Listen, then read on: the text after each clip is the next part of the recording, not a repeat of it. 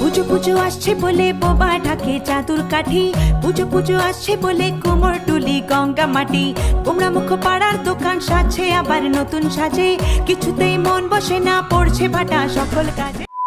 আজ চলে এলাম জিরাটের বিগ বাজেটের পুজোর প্যান্ডেল কভার করতে আদি বারোয়ারি ক্লাব। তো এই বছর এনাদের থিম হচ্ছে কাতারের সবথেকে নামকরা মুন টাওয়ার। এখান থেকে কিন্তু মুন টাওয়ারটা সত্যি প্রচুর সুন্দর লাগছে, কিন্তু এতটাই হওয়াতে এখান থেকে যখন পুরোটা যখন মুন টাওয়ারটা বানানো হবে খুবই সুন্দর লাগবে। কিন্তু তার কারণ কি জানেন?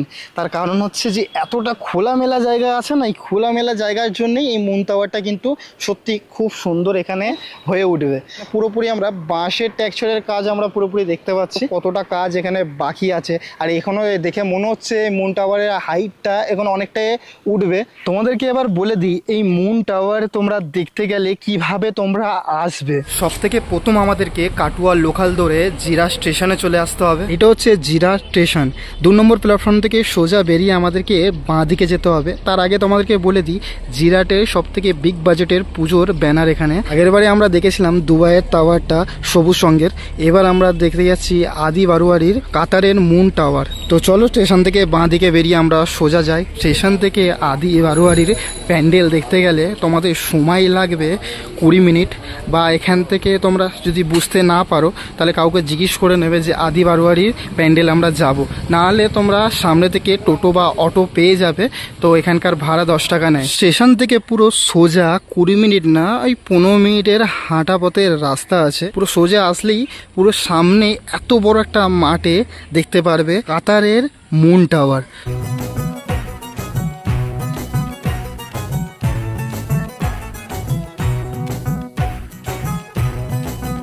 দেখতে পাচ্ছ মুন টাওয়ারের সামনে আমি দাঁড়িয়ে আছি, ভিডিও করতে পারছি না, তার কারণ দেখতে পাচ্ছ ওয়েদার দেখো, বৃষ্টি পড়ছে।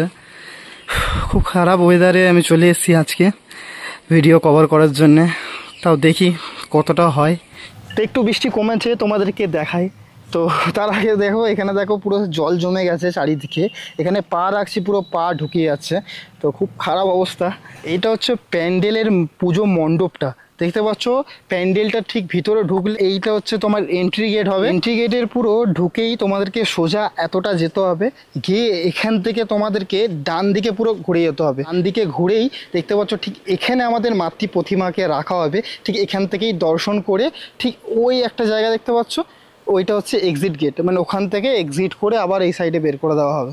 এত বড় জায়গাটা হচ্ছে এই স্কুলের, এটা হচ্ছে বাচ্চাদের স্কুল। তো এই স্কুলটার জন্যই এত বড় যে মাঠটা আছে।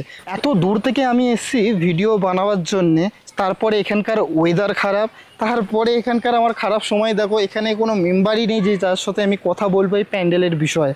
তো যা হোক, যতটা আমি দেখাবার কভার করা ততটা তোমাদের সাথে শেয়ার করছি। তো এই প্যান্ডেলের বিষয়ে তোমাদেরকে কিছু জানিয়ে দিই। এই প্যান্ডেলের উচ্চতা হচ্ছে 90 থেকে 95 ফিটের এই প্যান্ডেলের উচ্চতাটা হচ্ছে। আর চওড়াটা যেটা দেখছো, চওড়াটা সাইজ হচ্ছে 120 ফিট। এই চওড়াটা পুরোটা হচ্ছে। এই প্যান্ডেলের বিশেষ আকর্ষণ রয়েছে, সেটা হচ্ছে এই প্যান্ডেলটা পুরো ফাইবার গ্লাসের কাজ হবে, তার উপরে এখানে স্টোন চিপের কাজ থাকবে। মানে রোদ্দুর যখন পড়বে তখন পুরো চমকাবে এই প্যান্ডেলটা, মানে আলাদাই একটা চমক মানে প্যান্ডেলের মধ্যে থাকবে। সেটা তোমরা পুরোপুরি হয়ে গেলেই তোমরা বুঝতে পারবে। দেখো কতটা কষ্ট করতে হয় একটা ভিডিওতে। দেখতে পাচ্ছ জল বৃষ্টিতে এত দূরে এসেছি তোমাদের জন্য ভিডিও করার জন্যে, শুধু একটা সাবস্ক্রাইব আর একটা কমেন্টের জন্য এত কিছু। তো যারা আমার চ্যানেলে নতুন দেখছো সাবস্ক্রাইব করে দিও আর কমেন্ট করে দিও, কেন একটা সাবস্ক্রাইব আর কমেন্টে আমাদের অনেক কিছু মোটিভেট করে নতুন কিছু বানাবার জন্য। আর এই প্যান্ডেলে আলাদা লেজার লাইটের একটা চমক থাকবেই বলে দিয়ে।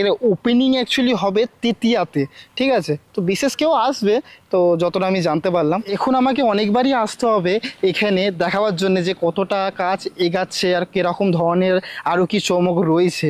তো আজকে তো কারোর সাথে কথা বলতে পারলাম না কিছু জিনিস জিজ্ঞেস করার ছিল। আগের বার যখন আসবো তখন নিশ্চয়ই কারোর সাথে কথা বলে আমি অনেক কিছু ইনফরমেশন তোমাদের সাথে শেয়ার করব। যতটা পেরেছি এই জল বৃষ্টির মধ্যে আদি বারোয়ারির মুন টাওয়ারের ইনফরমেশন তোমাদের সাথে শেয়ার করতে পেরেছি।